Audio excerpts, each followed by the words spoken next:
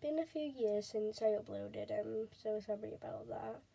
But it's been a rough few years. Like 2018's been really hard until 2019.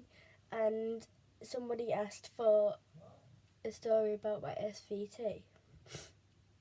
I'm usually fine about talking about this, but now I'm just like, oh my god.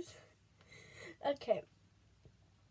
It's not the reason I've not been uploading. I've tried to, but it wouldn't let me upload. So I'm hoping that it's going to let me upload today. But basically, I have SVT, which means supraventricular tachycardia, which is I've got a heart problem. I'll get more onto that. But at first I'll tell you about the story of me being in hospital and how hard it was. But it was just quite difficult for me going through this. So it started January of 2018.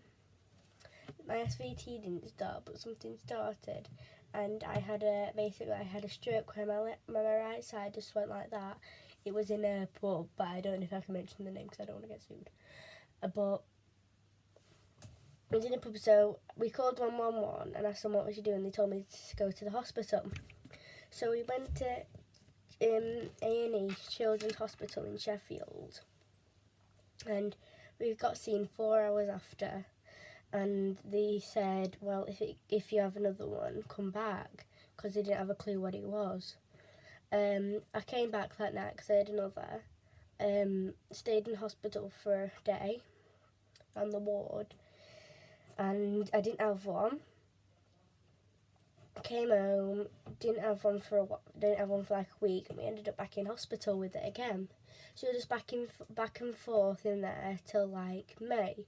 Then in April, I woke up one morning, and my heart was pounding out my chest. It was literally pounding. You could feel it. It's like boom, boom, boom, boom. It was horrible. I can't explain it. And it was like that all day. And I was like, this feels really weird. So I told my mum, she's right, we'll see how it goes. So we went to the doctors, and they told me just to go to the hospital because it's too fast. It got up to 256 beats per minute, which is very high for a child. It's very high for an adult, actually. But we went to the hospital, and they ended up so we went into the acute assessment unit, and they dunked my head in ice because that's kind of slows it down. They gave me medicine, they did everything, so they took me into this different. I had like six doctors, like 7 nurses around me, and that was like worrying because I mean, like, you never usually see a doctor in that hospital, but I had like loads around me.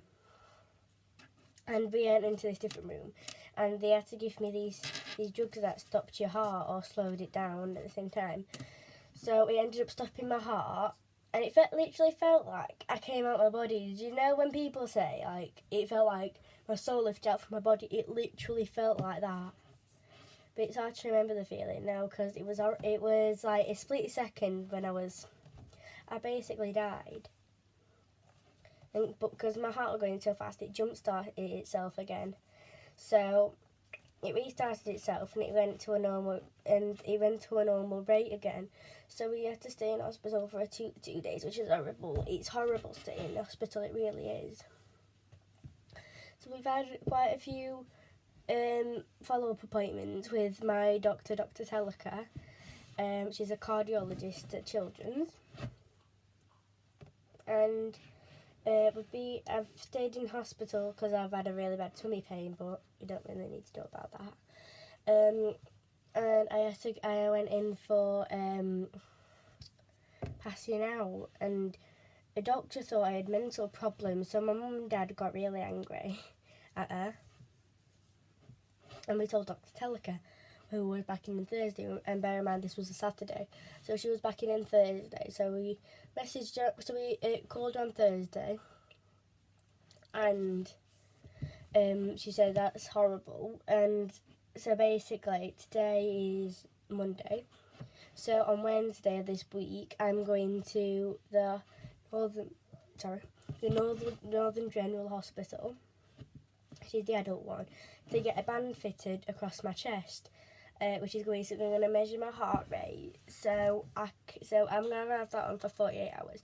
I've got a tablet called atenolol, which slows your heart rate down.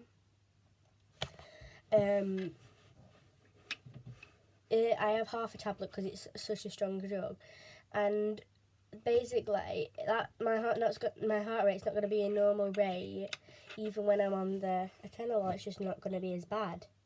So it's not going to be as bad. Sorry if there's any background noises, by the way.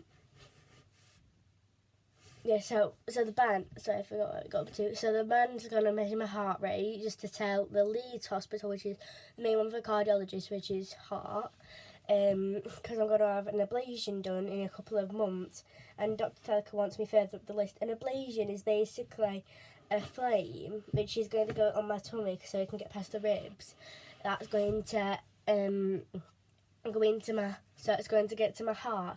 Basically, it's going to seal this little valve that's releasing too many beats, because a normal person's heart, well, there's loads of valves that go into one area down, and they go into this one hole, which makes a normal beat.